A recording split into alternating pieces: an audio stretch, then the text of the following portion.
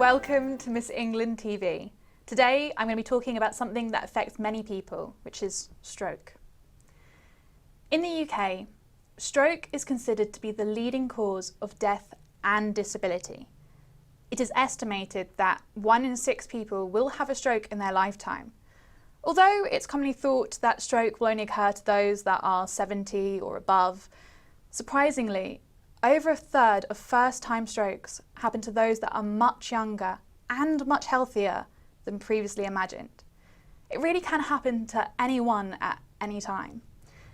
Today, I am so utterly privileged to be talking to a very inspiring woman.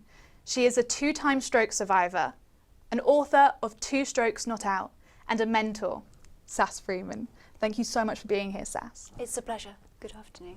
So, you had your first stroke when you were quite young, in your mid-40s. That's correct. I was 45 when I had my first stroke, and I was actually very fit and healthy, so it was a huge shock. I bet it must have been.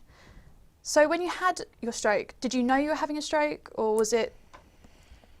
I suppose in all honesty, and I look back now, yes, I did know I was having a stroke. But at the time I was really naive because I thought that I was far too young and far too fit and healthy to be having a stroke. So although I recognised the symptoms, I just thought, no, I can't be for those 2 reasons. And as a result of that, I sought help far too late, which is why I was left with lots of lasting damage. If I may, what kind of damage has been left?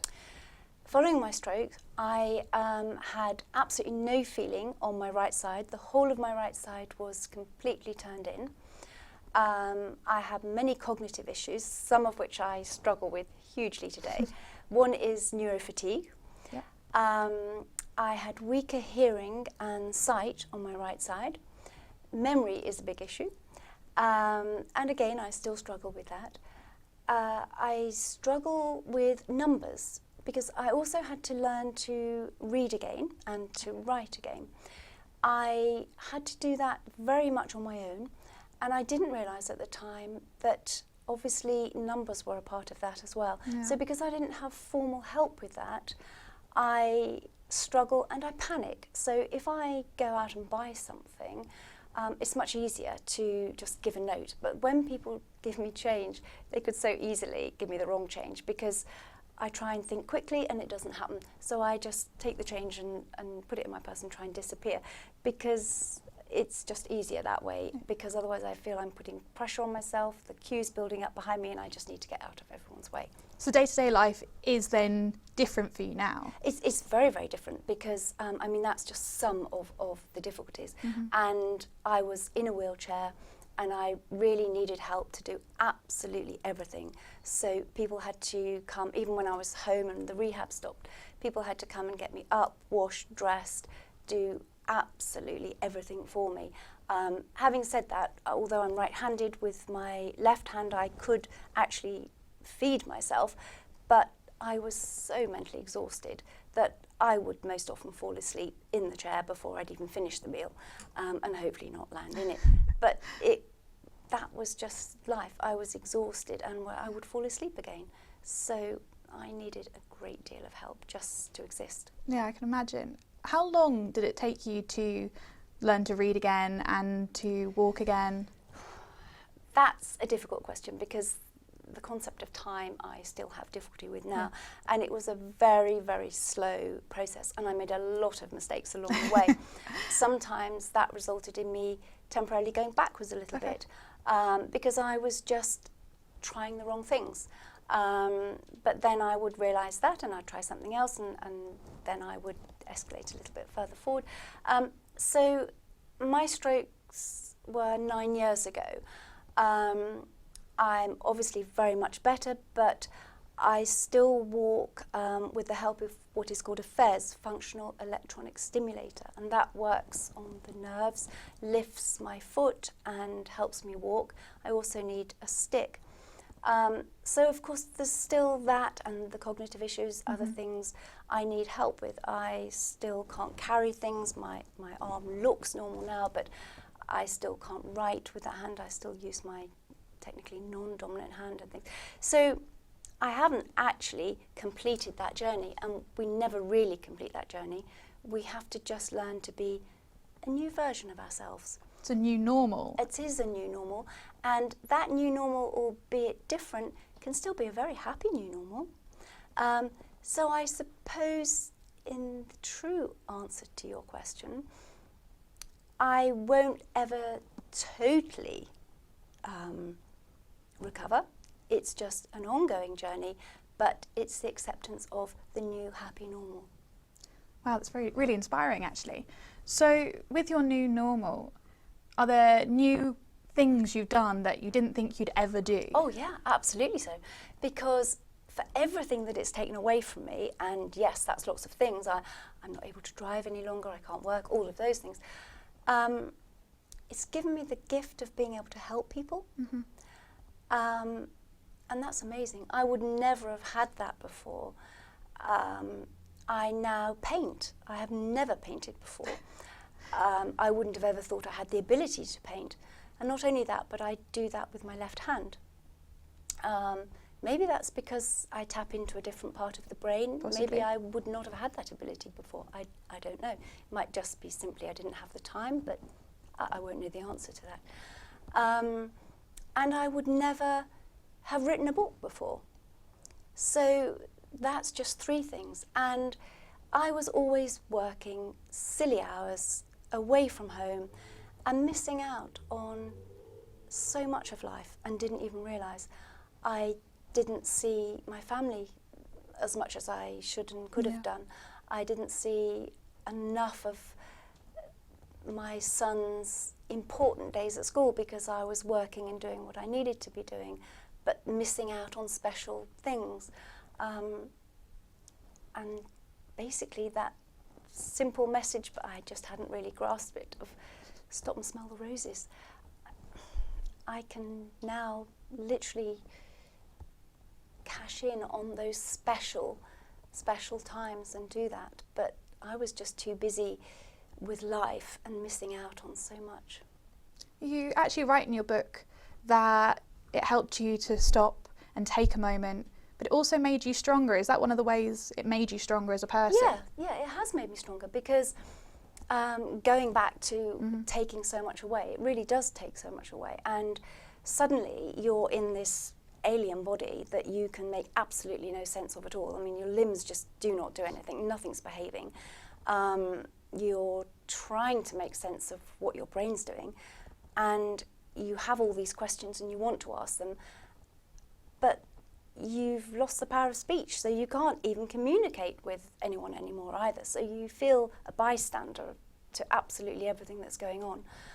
And then you have to come to terms with all of that, and the fact that you no longer have the roles as someone working, as the parent.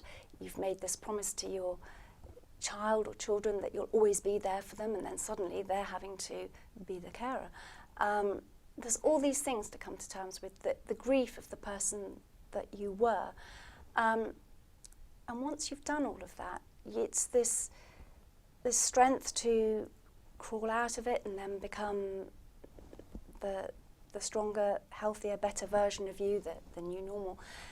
But it actually shows you that for whatever challenge that's been thrown at you, however helpless and hopeless life looks, you can actually come out the other side, and you can come out happy. And there are so many pluses and things to be gained, and things to be gained still as a family. So I would say because of that, yes, it has made me a lot stronger. Wow. I think this is a really important message that many need to hear. Have you had many responses about your book? It's wonderful because obviously the intention was to help as many people as possible from lived experience, because it's fantastic that in hospital we are looked after and cared for just as we need to be. But that's only up to a certain time, and then funding, everything stops, and we are very, very much, as the stroke survivor and the family, out on a limb. We're completely on our own, and it's very daunting and very frightening. And so that's how it all came about, really, having to sort of stumble my way through, and then in doing so realising that there's many of us out there just feeling so alone and not knowing where to go. And so writing down from lived experience the mistakes I've made, and literally, please don't do this, and don't learn the hard way, as I did, and helping there, and then getting the feedback that it really is helping the stroke survivors, their families, and actually, funnily enough, lots of people of all ages from different conditions as well, which is only a bonus. That is lovely, because its aim is to just help as many people as possible, and that's why I've made it a free audio download. But if I do sell the hard copy, then I donate some funds from that, because I am so passionate about raising greater awareness of strokes in younger people. So either way, as many people as it can help, it's got to be a bonus. It does. So is there advice that you give either families who are affected by stroke or stroke survivors? I would say, just as much as possible, just be kind to yourself. There are so many processes to go through, and it's the grieving process, the anger, it is a bereavement of the person we were within the family unit, and all the other things that we've touched on. Just, we have to individually take as long as we need to go through that. And that's the family members too. Yeah. And that's often forgotten. So just be kind to yourself and allow that to happen, and then always remain honest with one another. None of us want it, none of us ask for our lives to be turned completely upside down overnight, and we're not going to like it. We're not going to like how we feel and what we experience, and the anger that we all feel. So just be as we've always been within that family unit and the relationship with one another, because it's a lot kinder and a lot better, and the family unit remains stronger that way. And it just helps everyone in the long run. And for the stroke survivor, it isn't easy. We have to work very, very hard. But within that, just keep believing in yourself and keep believing that you can improve. And those little improvements will keep showing themselves. There is so much more evidence now with neuroplasticity to show that if we work hard, we can keep improving. So just keep believing in you. That's something I think so many people do need to hear, whether they've had a stroke or not, and I think that is definitely something that I got from reading the book. Good. I'm so pleased to hear that. I'm so glad to have you here to talk about it. Well, thank you for the opportunity. No problem. My final kind of question is, was it different having a stroke in your mid-40s than perhaps having a stroke later on in life? For me, I think so, because obviously in my mind life was going to be very, very different. I was very, very fit and healthy, very sporty, and I was still going to be working. As a family, we loved doing sporty things together. We loved our skiing holiday, and if we went away in the summer, we were always on the go and always doing activities. So I felt the cause of changing that for the whole family, not just for myself. And then suddenly, of course, I couldn't work. So that changed things for the family too, because the income has suddenly gone. And the odd thing about stroke is, if you have been that kind of person, somehow the brain doesn't work with the body. So you've got this body that can no longer do any of those activities. Yeah. But your brain still wants to. And that's the additional cruelty, really, of stroke. Yeah. So you still have this longing to go skiing, to ride racehorses, to do whatever you used to do. And of course you have the body that has no chance of doing any of that. And so for me, it was really, really hard. And my friends have been amazing and would come and visit me and still do. And I can be so happy for them hearing about their holidays, and I still want to, and I wouldn't want that to ever stop. But somehow that also makes it all the more difficult, because I still think, gosh, I used to be able to just move that quickly and go and pack for things and leap in a car and drive. And don't get me wrong, I want them to do it, and I can't wait to see the photographs and hear about things. Yeah. But it's almost like two lives, because I want to be there as well and still doing that. And I think perhaps if you've never been active, or if you've done all of those things, and then you're ready to perhaps be a little more sedentary, then it's still a huge shock. It's still everything that stroke is. But it's not quite that double whammy, perhaps. And again, that's why I feel more passionate about raising greater awareness, because there are more and more strokes now in people of working age, and many that can be prevented. Is there any way that people can prevent strokes? Yes, some strokes can be prevented. Again, it's about raising more awareness of which ones these are. AF is one, which is a form of irregular heartbeat. So by people being aware that they have this, then if they are put on the relevant medication, that can reduce the risks. But without that, generally people are 5 times more likely to go on and have a stroke. So there's more campaigns about that currently, so that's a positive. High cholesterol is a bad one. You know, that's a big risk.